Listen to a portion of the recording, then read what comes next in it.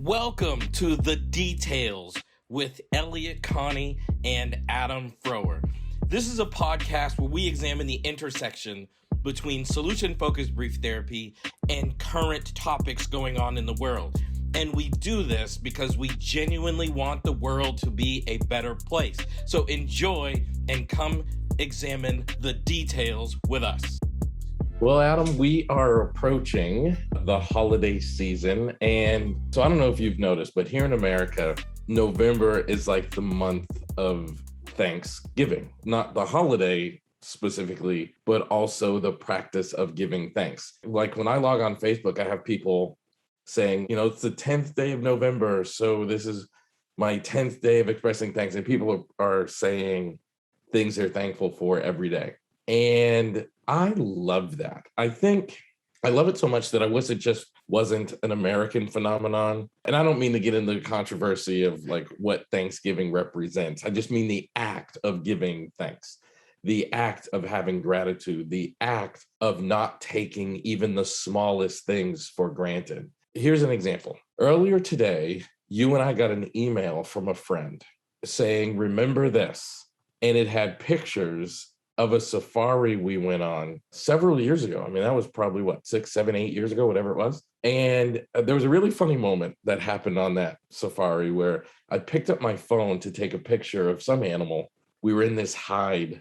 Those of you who don't know, a hide is like a structure. This particular structure was wooden, and it allows you to sit in the structure. The animals walk by and you're kind of hidden from them in this camouflaged wooden structure. And I picked up my phone and I hit my elbow on like a shelf and I dropped my phone, and in a 1 in a billion shot, it fell through the cracks and fell to the African ground. It was awful. I was like, oh my gosh, I lost my phone. I can't take pictures. They had to go get a safari guide with like an elephant shotgun to go get my phone in case there was an animal that was going to come and try to eat him as he was getting my phone. And it was a hilarious moment.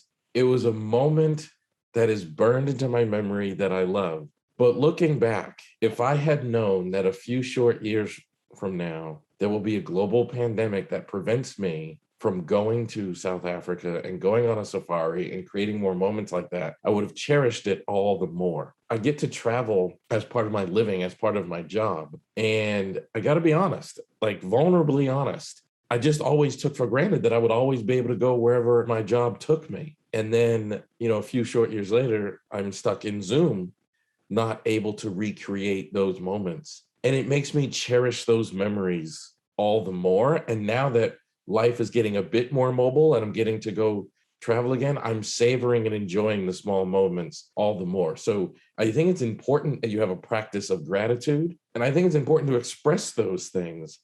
And I think I'm doing a better job of it now, having gone through what we've been through in the past year. One of the things that really kind of stands out to me about what you were talking about, I got the same email that you got, and I chuckled because she included that picture of you with the two rangers with their elephant tranquilizer. And immediately we both responded and said, we got to do this again. Let's plan to do this again. I think that's one of the benefits of gratitude, is that not only does it like stir up immediate positive feelings that we can kind of reminisce in, but at the same time, what this showed is that it creates stronger bonds, right? Because we've had that shared memory, because we've had that shared experience, by expressing gratitude, it forges a connection again. And so even though we can't be with this friend who's far away, it immediately strengthens that connection. And there's that desire to want to reach out again or to be with each other again. And I think that's one of the byproducts of gratitude, is that it strengthens relationships. As you were talking, one of the things that came to my mind is just that word, right? Thanksgiving. Oftentimes we focus on the thanks part. But I think one of the things that's really valuable and important would also be thinking about and focusing on the giving part. It's something that I can give, right? There isn't a whole lot that we can give. We can give time, we can give potentially money. But I think the essence of giving thanks is that it's something that I hold precious, that I'm trying to then hand over to you and to say, thank you so much for whatever, right? For being a part of my life, for doing something kind for me, for giving me something. It's really the only thing that we have to give is our own appreciation or our own will in some sense. And so I think as we think about giving thanks, I think it would do us a lot of good to be thinking about how do we give it meaningfully? How do we give it without begrudging the fact that we have to give it? I think that's really where the distinction lies between just saying thank you and giving thanks, is that there's something meaningful behind it. And I think that when we give that meaningfully, it really does forge a connection. There's a unity between us and the person that we're giving thanks to.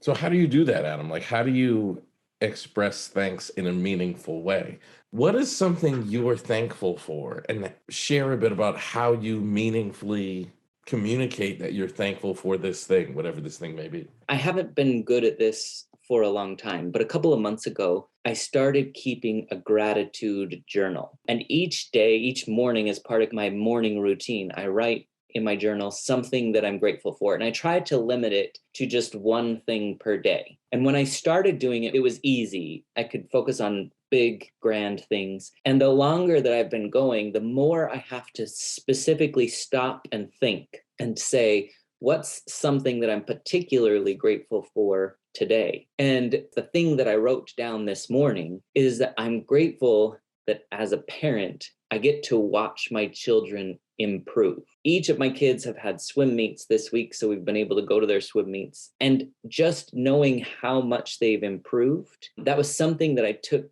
into consideration this morning. And then also my son, he had a band concert yesterday, and we went to his band concert. And let me just tell you, there's probably nothing worse than going to a middle school band concert. But being able to watch him be successful, to see how his musicality has improved, seeing how he has been able to make strides, and seeing that his teacher has strategically put him in a position where he can kind of highlight his talent. So as I kind of thought about it this morning, it wasn't that I'm grateful for my kids, which obviously I am, but it became more specific. It became being a parent, but being a parent who can watch their children and participate with their children in their improvement. And I think that when we develop an attitude of gratitude, or we specifically focus on gratitude in a long-term way, what we become grateful for gets smaller and smaller and smaller. And we start to recognize in the everyday tiny little nuances that we need to be grateful for, that we need to express gratitude for. So I was able to write it down this morning, but I think if I were also to go the next step, I should probably then communicate that to my children, to tell them that I'm glad that I get to watch them improve and get better and develop their talents. And think about if I were actually to voice that to each one of my children, what that would do for the relationship that I have with them. Instead of it feeling like, a task that I have to go to a swim meet, they'll know that I'm coming because I find joy in watching their success. That changes what it means. I mean, that's so interesting, because one of the things that you said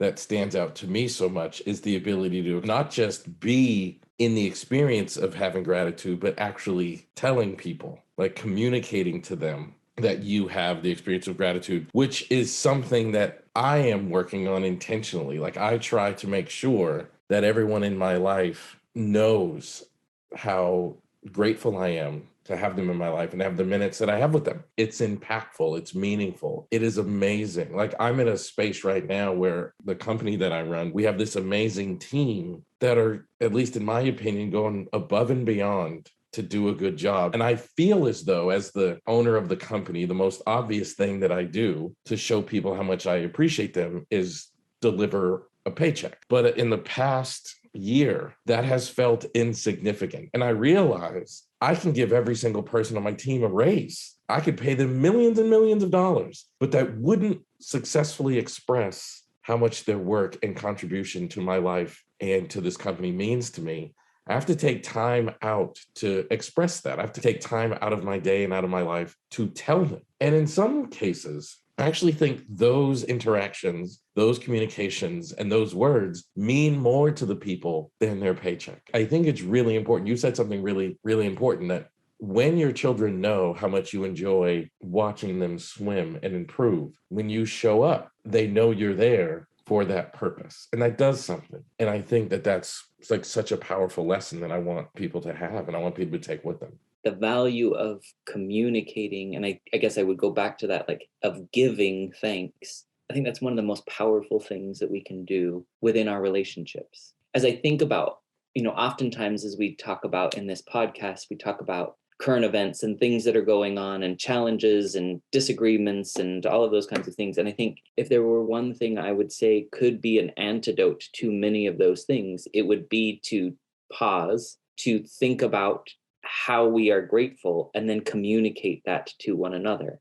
I think that would help us to overcome so many of the challenges and disagreements that we currently have. I think that's game changing. Another thing that you just brought up that I think is super important is imagine if we had the ability to express thanks and gratitude and truly savor those moments with people who think differently from us, people who are different from us. Like one of the things, Adam, and this will come no surprise to you, but one of the things I'm most thankful for is the relationship I have with your family. On a lot of levels, we couldn't be more different. But the thing that is so remarkable is we have somehow found a rhythm where your differences enhance my life. The differences of your family, of your culture, of your religion, of your family dynamics enhance my life, and the differences of me and my culture enhance yours. I wonder what would happen if I woke up tomorrow and instead of experiencing those differences as enhancements, I allowed myself to think of them as points of conflict. I wonder how that would change, A, the dynamic between me and you and your family, and B, how that would change my life if I just woke up tomorrow and I was like, Adam, you and I are different in these ways, and now we're going to argue about, the way you do these things and the way I do these things.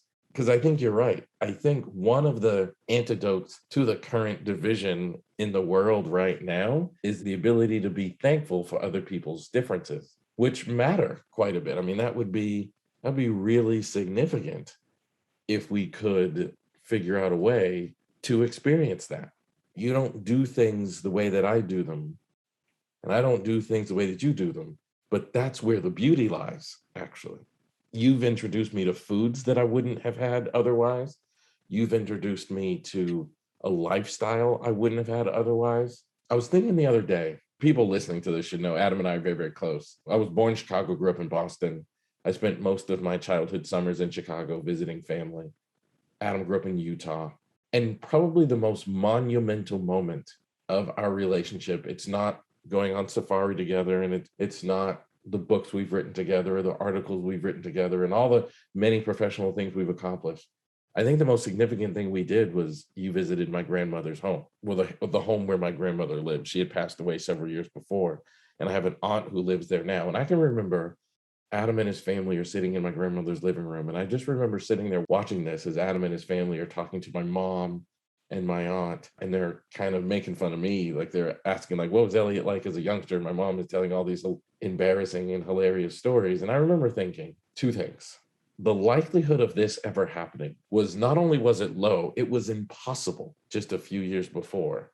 And a few years later, here's Adam's family sitting in my grandmother's living room talking to my mom and my aunts. And then I also remember thinking, if the whole world could know that this is possible, that this like white family could come to the west side of Chicago and truly be embraced by this Black family and truly embrace this Black family, like it just, I remember sitting there looking at it thinking, if this is possible here, then it's possible everywhere.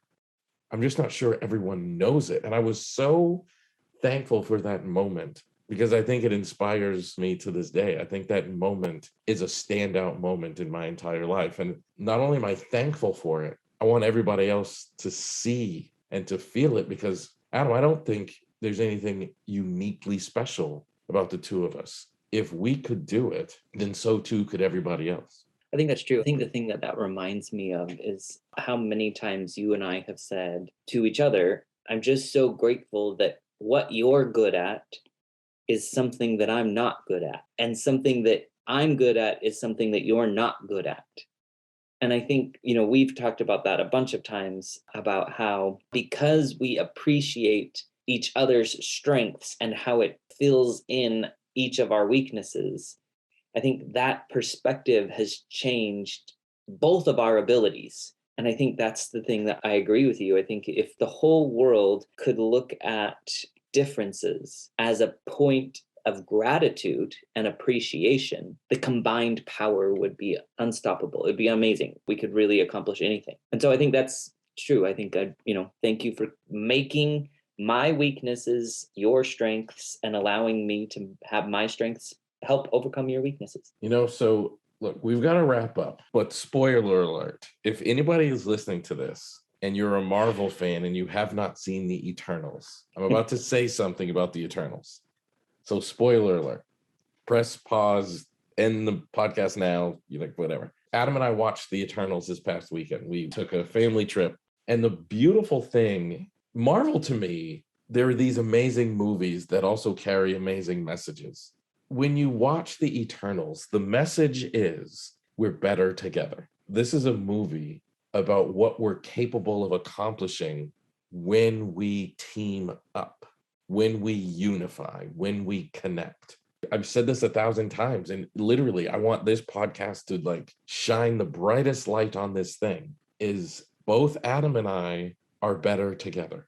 We accomplish more. We do more. We're capable of more when my skill set becomes his skill set, and when his skill set becomes my skill set. People, I want you guys to know that Adam and I have worked on many, many projects together, and I don't remember a single conversation about who gets the credit. Adam just does his bit and the things that make him special, and I do my bit, the things that make me special. And at the end of the day, we have come to realize we're better together. And I think that that's such a powerful thing. I think about that globally. I think we're better together. I think the United States is better when we behave as one. I think about this global pandemic and how things would have been different if we had behaved as one. Adam, I'm truly, truly thankful that for whatever reason, that has always been what we just did naturally. We just behaved as one. It wasn't something we had to figure out how to do for whatever reason. And I'll be the first to admit, I haven't always done it in every relationship in my life. I don't know what it was about this that made this one that we just did it. So everybody listening, do something, express gratitude, and tell the people you're grateful for them. And I want you to think about the moments you've had in your life and recognize how precious and cherishable they are. One day, Adam, your children are going to be old and we're going to be old, maybe even gone. And those moments aren't recapturable. We're going to, at some point, we're going to look back on going to see the Eternals together as a cherishable memory that is impossible to recreate. And I want people to sit and just think about the power of their moments.